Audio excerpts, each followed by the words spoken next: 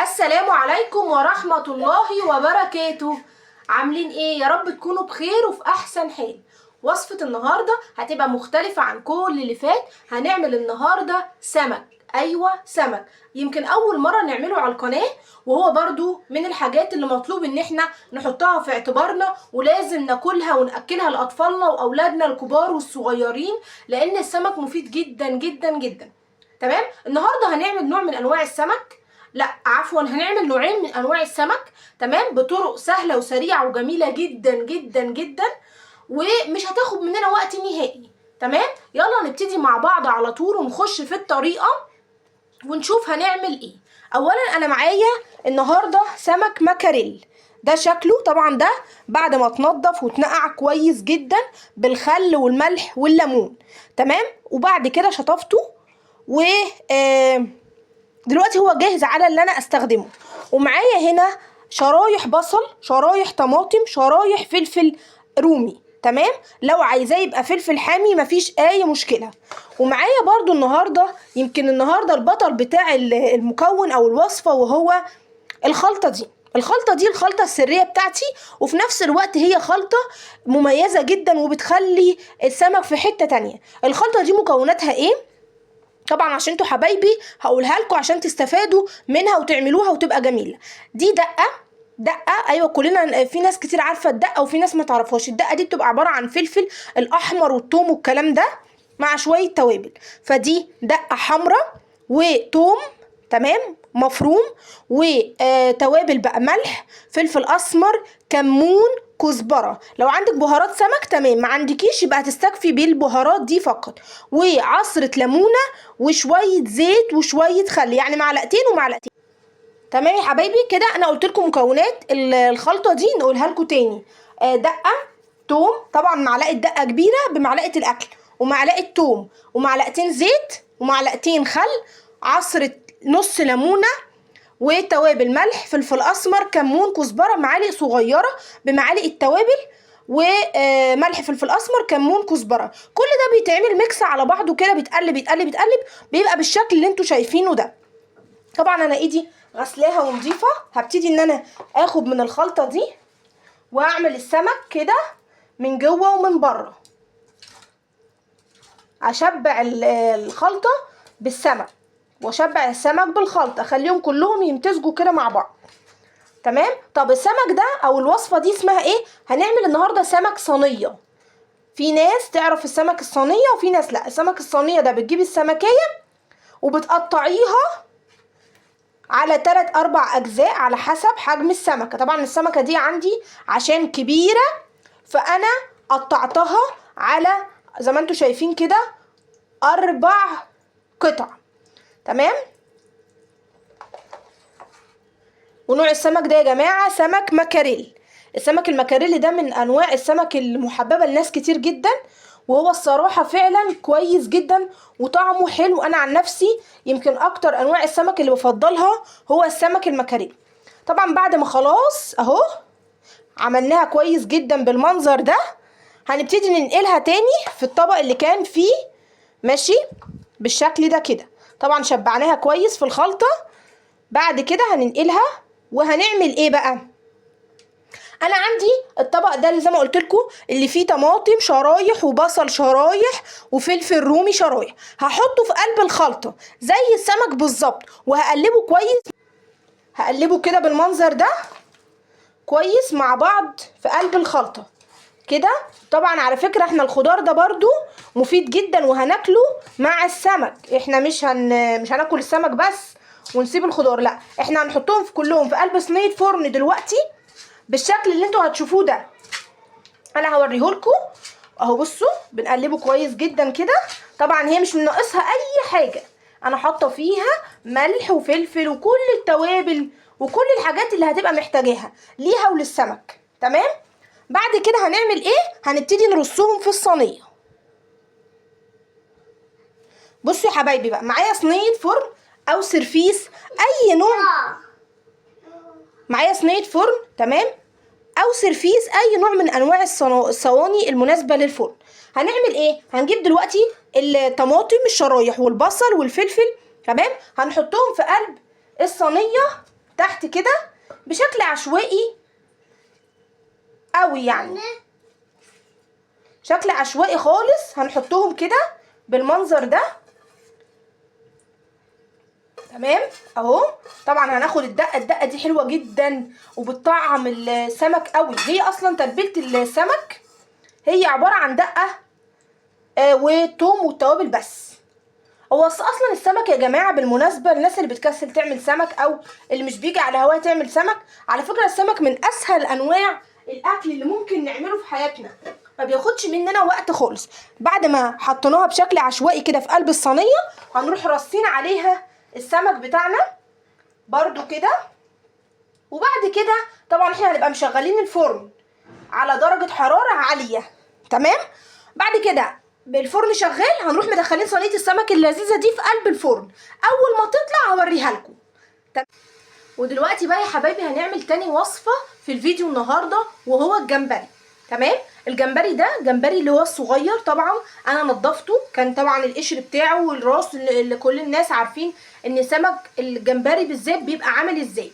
نضفته كويس، وبعد كده طبعا غسلته ونقعته في ميه وخل وملح وليمون شويه صغيرين. ودي ملحوظه مهمه عشان هو صغير بالمنظر ده ما يتهريش ويبوظ منك، تمام.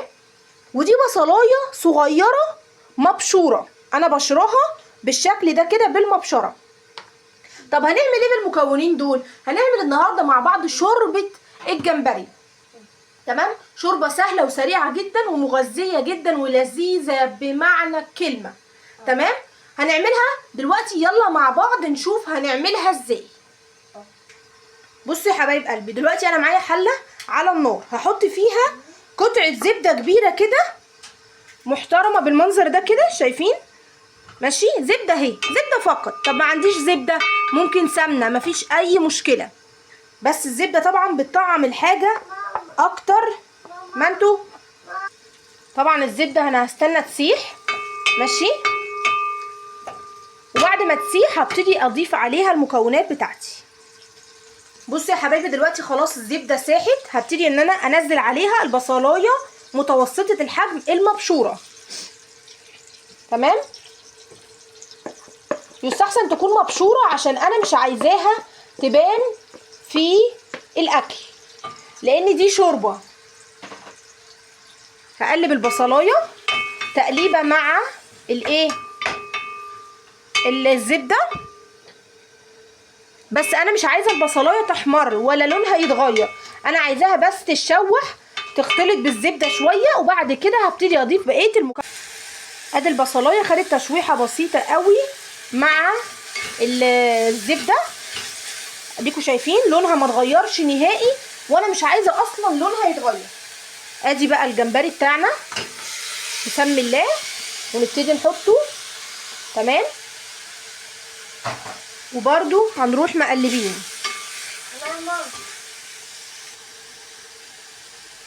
هنبتدي ان احنا نقلب، بس مش عايزين نتك قوي في التقليب عشان الجمبري ما يتهريش. الجمبري من الحاجات اللي بنحسس عليها شويه عشان هي بتبقى شويه ضعيفه كده ومش محتاجه هرق كتير فيها، تمام. قلبنا، هيتشوح برده 5 دقايق بس واقل كمان، وهنبتدي نضيف بقيه المكونات. التوابل بتاعتي هتنزل في الوقت ده، طبعا الملح كميه كده مناسبه من الملح،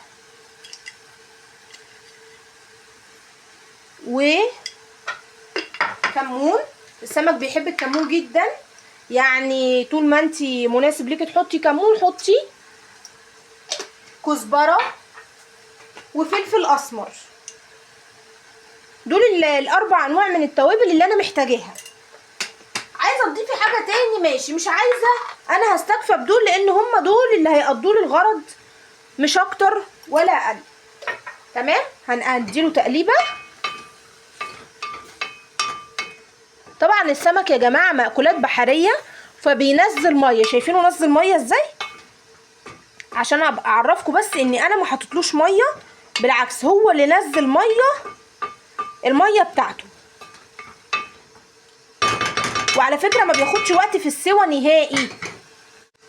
بعد يا حبايبي ما حطيت التوابل وقلبتها، اتشوحت يعتبر 5 دقايق بس مع الزبده ومع الجمبري. دلوقتي انا معايا اي بقى كوبايه، طبق، اي حاجه فيها حوالي كوبايه لبن كبيره اللي هو الشوب، وعليها معلقتين نشا صغيرين بمعلقه الشاي اللي هي الصغيره خالص، وقلبتهم على البارد. تمام، على البارد قلبتهم في قلب بعض. وبعد كده هننزل بسم الله على الجمبري وهنقلب. طبعا احنا قلنا عاملين شوربه، فالشوربه هيتحط لها ايه؟ لبن زي ما بنجيبه من بره بالظبط. طبعا في بقى ناس بيعملوه جمبري بس، في ناس بيعملوه جمبري وكابوريا واللي هو الفيليه، على حسب ما انتي هتحبي. تمام، هيبتدي ياخد غلوه فقط، وبعد كده هبتدي ان انا اطفي عليه.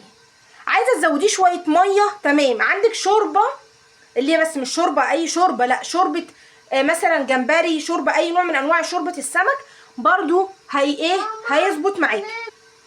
ما عندكيش شوربه، ما عندكيش اي نوع من انواع شوربه سمك، تمام، هتزوديه ميه مغليه عادي خالص، مفيش اي مشكله. حبه ميه صغيرين كده، ويبقى احنا كده خلصنا الوصفه بتاعه النهارده.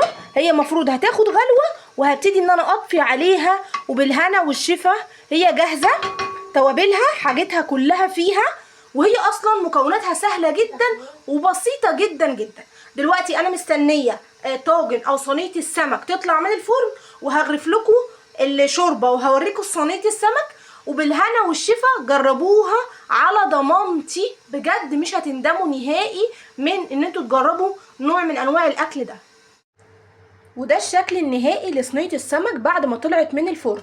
هي ما خدتش في الفرن يعني حوالي اقل من نص ساعه وكانت خلصت، بس طبعا على فرن يكون سخن جدا.